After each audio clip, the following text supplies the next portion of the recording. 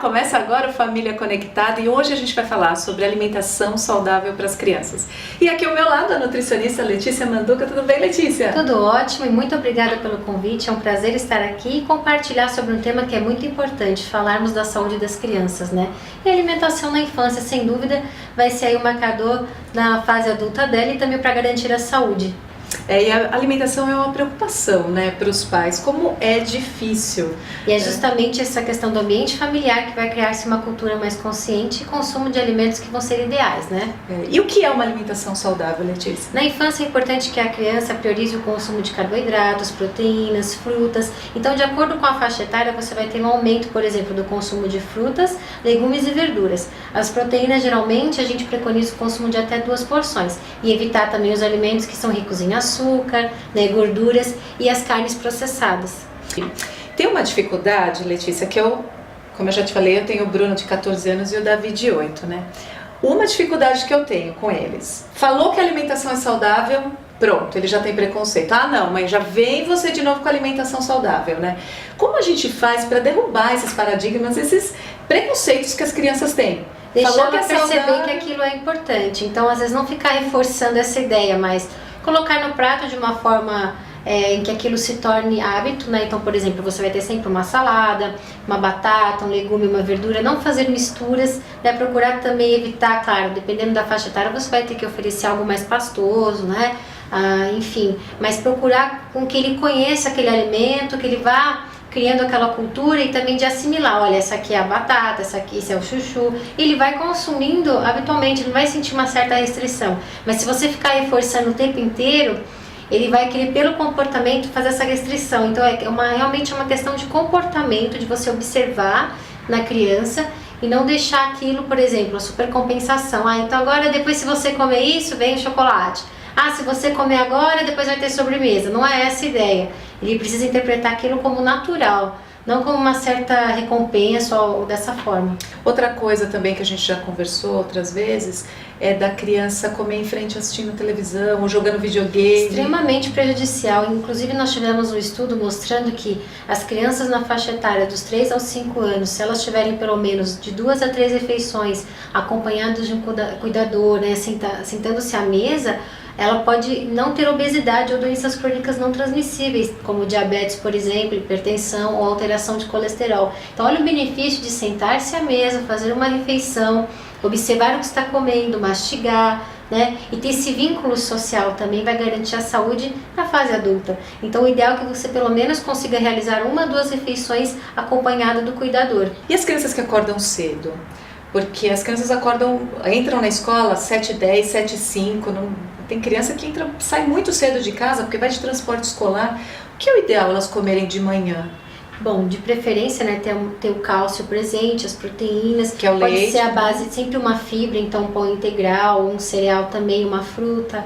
Depende, muitas vezes elas não têm tanta fome pela manhã, então você pode oferecer de repente uma vitamina, um alimento mais sólido do que combinado, ou também levar uns lanchinhos em que ele vai ter ali a fruta e a proteína também no lanche, então um queijo magro ou um iogurte, por exemplo, que é onde você vai ter a proteína, né, os aminoácidos e o cálcio também, que é importante, como magnésio e zinco, que vão ser nutrientes que vão reforçar a imunidade.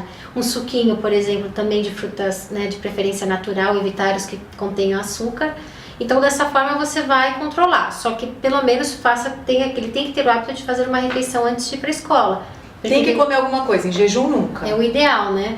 Nesse caso, em jejum para a escola não vai ser bom, porque ele vai precisar já estar ali com energia, com disposição para as tarefas, né? Às vezes tem essa questão da penitência, né? Porque você tem que fazer, tem que mostrar que aquilo é importante, que cabe dentro da rotina. Então ela vai levantar, vai acordar para a escola, vai tomar o café da manhã, sempre procurar fazer essa refeição mais tranquila. Nós estamos vivendo numa fase muito de estresse das pessoas, e isso está passando para as crianças, elas estão mais nervosas, elas estão mais, assim que eu digo, irritadas, né? Então precisa ter essa questão de calma, principalmente no café da manhã, que é a principal refeição do dia. Você já tem que começar ali com uma proteína, com carboidrato de boa qualidade, uma fruta, né? E fazer essa refeição de forma mais calma, para ela poder mastigar, ter uma boa digestão também. Eu queria que você desse uma dica prática pra gente. Quem está assistindo, que tem essa dificuldade no café da manhã, o que a criança precisa ter?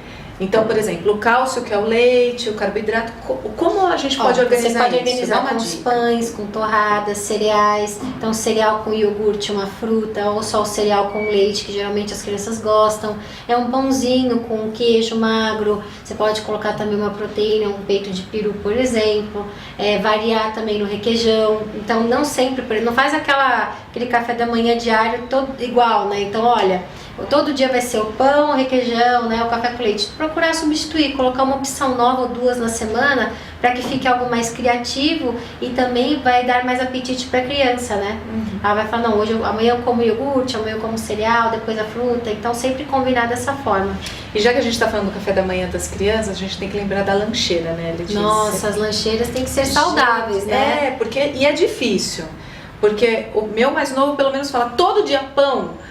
Ele não gosta de coisa que tenha massa, então fica dificílimo, porque fruta é só maçã, pera, banana não dá pra mandar. Assim, não, a banana ainda tem a... Dá pra você mandar e colocar, por exemplo, aveia, um pouquinho de cacau. Mas a gente pode abrir a banana? Não, o ideal é que você deixe ela na casca e ele vai abrir em casa. Agora, se você for levar pra uma criança que é um pouco mais dependente, aí você pode colocar ela picadinha também com aveia, ou já fazer como se fosse...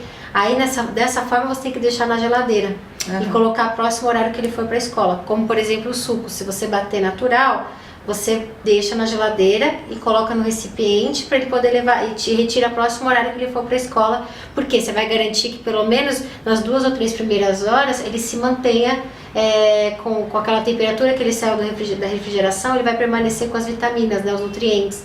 Então, pelo menos até esse período, claro que na lancheira ele não vai ter algo refrigerado, a não ser que você use um gelo reutilizável, por exemplo. Depende da estrutura. Dá pra pôr dentro da lancheira. Mas o básico que nós temos hoje no mercado é dessa forma. Então, você pode fazer assim também que não teria problema. E refrigerante, suco de caixinha, nem pensar. Evitar, porque tem muito carboidrato, né, nutrientes aí que podem sequestrar minerais, né, no organismo da criança. Então, evitar dessa forma. Deixa para a vida social, né? Que claro, vai ter aniversário nesses momentos, mas não ser aquele consumo diário. E os sucos naturais, quais que ficam mais tempo? Pode ficar mais tempo fora da geladeira? Você pode aproveitar o de frutas cítricas e frutas vermelhas também, né? Que aí você pode colocar, por exemplo, você pode fazer com a polpa congelada do morango, acerola, a polpa laranja. Congelada é bom porque até fica um tempo, né? Sim, é uma alternativa. E a polpa congelada, ela tem ali as vitaminas e minerais presentes, então também é uma opção. Ou você preparar essas polpas também e aproveitá-las para preparar, por exemplo, de manhã e a criança levar. Como eu falei, deixe sempre sobre refrigeração. Então me planejei para o dia seguinte. Fiz no jantar, ela vai levar de manhã, no máximo que ela vai consumir entre 9 e 9 e meia, né? Geralmente são os intervalos do período da manhã das escolas. E eu vejo alguns pais falando assim, mas o meu filho, não adianta, ele adora chocolate, ele adora bolacha recheada. Aí na fase Só que tem na casa. Então, não é mais fácil não comprar, né? Então, exatamente, deixa a dificuldade é essa, né? Então, na hora de procurar, na hora que estiver com fome, vai ter que comer fruta. Então eu procuro fazer muito isso, Letícia, é assim mesmo? Então eu procuro não comprar e na hora que eles têm fome, eu ofereço a fruta. E principalmente uma das minhas grandes preocupações, até com relação a comportamento, falando aí de dieta focada para crianças, as crianças com obesidade. A gente precisa tratar, mas não é só a criança, a família inteira tem que se envolver no processo. Né? Pai, mãe, cuidadores, porque onde será que foi o erro? Então é nesse consumo, né? No excesso, nessa questão de supercompensar, depende, cada caso, né? Então precisa ter toda uma avaliação e equipe multidisciplinar também vai ser fundamental. Como é que eu falo? É um trabalho mais completo, né? Então vai ter ali a psicologia atuando, a medicina focada na pediatria, a nutrição. Então são todas essas ferramentas, né? Então agora que você falou, interessante. A Ana Cláudia Tomás mandou um vídeo pra gente falando da importância desse assunto e da importância da alimentação saudável para as crianças. Vamos assistir. Hoje em dia está muito em alta o conceito dos primeiros 1000 dias. O que significa isso? Os 270 dias de gestação, mais os 365 dias do primeiro ano de vida e os 365 dias do segundo ano de vida. Então, por que isso é importante? Nesse período, o período em que está sendo formado todas as nossas células, tanto neurológicas como as células do nosso organismo como um todo. Então, junto com a programação genética, quer dizer, aquilo que nós herdamos dos nossos pais, existe também a parte nutricional das células que nós recebemos através da alimentação. O conjunto dessas duas coisas é que vão fazer a programação metabólica do nosso organismo. Significa o quê? Como que nós vamos adoecer daqui para frente. Uma criança nascida de pais diabéticos possui uma grande probabilidade genética hereditária de desenvolver a doença diabetes. Mas, dependendo de como foi feita a alimentação dessa criança nos 2 primeiros anos de vida, e depois a sequência, né, nos outros anos de vida, também é fundamental para acelerar o aparecimento dessa doença ou até suprimir.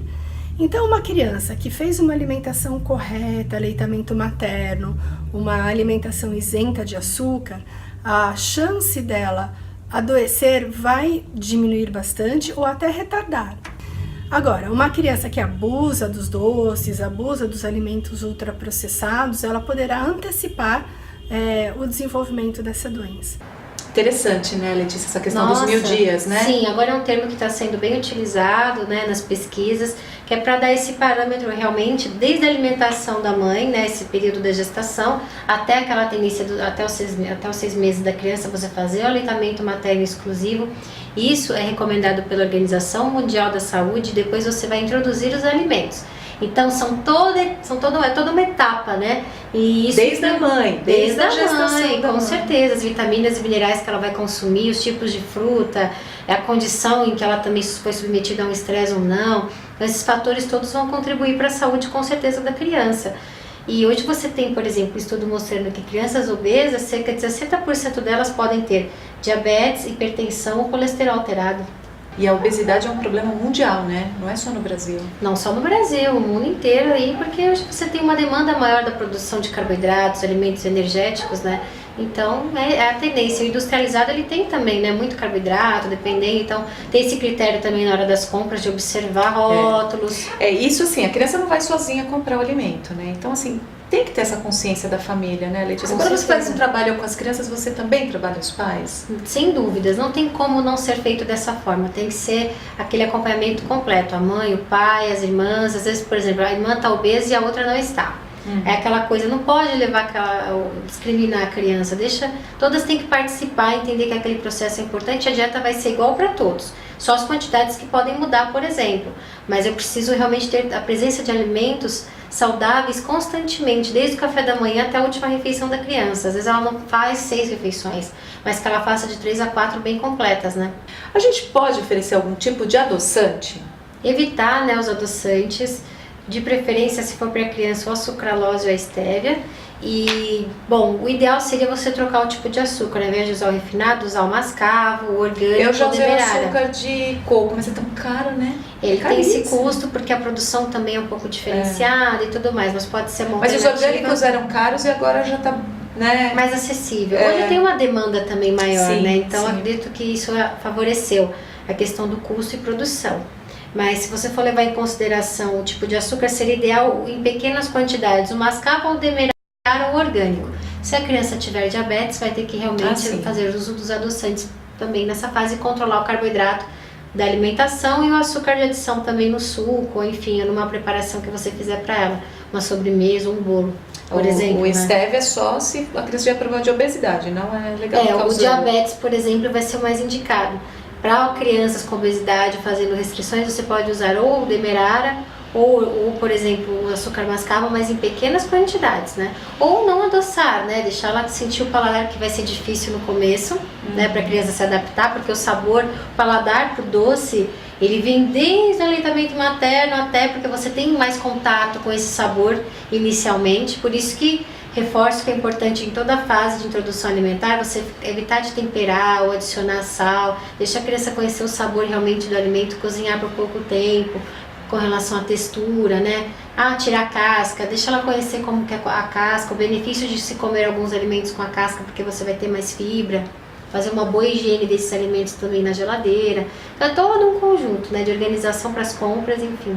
Isso vem desde o aleitamento materno, a introdução dos primeiros alimentos. O aleitamento materno é fundamental porque você vai ter o fator imunológico, né? Você vai recuperar a flora intestinal dessa criança, vai dar capacidade para ela de digestão e fixação de minerais, de vitaminas, né? A questão das gorduras presentes que reforçam a imunidade da criança. Então o leite materno ele é muito importante, é fundamental reforçar que ele tem que ser feito de forma exclusiva até o 6º mês. E o lanche da tarde também tomar cuidado, né? Para não ficar comendo tranqueiro o dia inteiro. Né? Porque se você começou de manhã com os pãezinhos ou biscoitos, faça esse lanche da tarde com iogurte, por exemplo, uma fruta, uma vitamina, ter uma variedade no cardápio. E realmente o cardápio para criança ele é bem colorido, ele tem bastante variedade de fruta, legume e verdura, você vai ter que aproveitar também as frutas, pelo menos de 2 a 3 porções, e de acordo com a faixa etária, a necessidade de verduras e frutas vai mudar, você vai ter mais quantidade presente, né? E aí ele, antes de dormir, fazer um lanche também? Então, até que idade? Na verdade, não precisa necessariamente, tem que deixar... Quando janta bem, sim, não tem. Evitar também essa questão de toda hora oferecer derivados ou para supercompensar, né, entre essas refeições. Deixa a criança sentir se realmente ela está com fome, para ela ter esse mecanismo de fome e saciedade mais estabelecido. Senão realmente ela vai consumindo grandes volumes e pode prejudicar o sono, enfim, a digestão. Então fez uma refeição, de preferência também próximo ao horário que for dormir, ser com pequenas quantidades e ingestão de líquido também adequada. E fim de semana, a gente pode abrir exceção, né, Letícia? Fim de semana é aquela história, né? Começa na quinta e vai até domingo. Então, se de domingo vai ter aquele almoço em família, então ok. Mas evitar que seja algo também presente durante a semana de essas comidas prontas, os congelados, enfim, que haja um pouco de disciplina nesse começo. Uma outra coisa também é quando já está adolescente, quando está maiorzinho, ele mesmo fazer o prato, né? Isso é importante, né, Letícia? Deixar essa independência, né, dele porcionar os alimentos e tal. E também ter aquela história da quantidade, não forçar, como você comentou, eu devo obrigar a comer mais, insistir, não, se ele já estiver satisfeito, ok, porque o estômago também tem um volume diferenciado, né, de acordo com a fase de crescimento, então ele está em desenvolvimento, na adolescência, por exemplo, ele pode querer consumir mais grupos, né, ou às vezes só que é mais calórico, ou enfim, precisa tomar cuidado e também observar. Então, quando a gente põe a comida num prato para criança e oferece, está na hora do almoço, está na hora do jantar, e ele fala que não quer comer, a gente não tem que forçar. Não precisa insistir, mas se ele não tiver se alimentado é diferente. Olha, ele não come de jeito nenhum, aí precisa avaliar com certo critério para ver, porque ele está apresentando essa resistência. Não fez café um dia ou outro, assim. Tudo bem, agora se não fez um café da manhã, não fez os lanches, aí precisa entender por que ele está recusando se alimentar. Mas se naquele dia ele não está com fome, se é uma coisa esporádica. Tudo bem, ou até na própria refeição, não insistir em aumentar a quantidade. Deixa ele consumir o que você porcionou. E se você pudesse dar uma dica para quem está assistindo a gente, Letícia, o que você falaria de uma alimentação saudável para as crianças, de mudança de comportamento da família? Qual a sua dica, qual a sua sugestão prática para a gente? Primeira questão, né, focar na hidratação. Então, insistir no consumo de água, esses líquidos entre as refeições, evitar o que tiver muito açúcar, observar os rótulos, fazer uso de alimentos integrais também, frutas, legumes e verduras, de pelo menos de 2 a 3 porções por dia, já vai ser um bom começo. Introduzir também os peixes, né? São fontes de ômega 3 que também vão ser importantes para o desenvolvimento, né, da criança. Os leites derivados também, de preferência magros, né? Evitar o que tiver muita gordura. E fazer atividades também com as crianças, né, uma caminhada ao ar livre, resgatar essa essência de fazer uma atividade física também vai ser importante. E manter o acompanhamento com os especialistas sempre, não deixar de fazer esses acompanhamentos, né, tanto os cuidadores quanto a criança.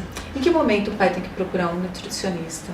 Olha, o ideal seria pelo menos ter uma consulta ali no mês, né, para poder ver como está a alimentação. Então depende, né, em casos de obesidade, o volume de consultas tende a mudar. Mas, de um modo geral, todas as pessoas deveriam buscar a reeducação alimentar, não só em casos específicos, porque é para a família inteira, né, então vai surtir um impacto, sem dúvidas, e é importante para a saúde.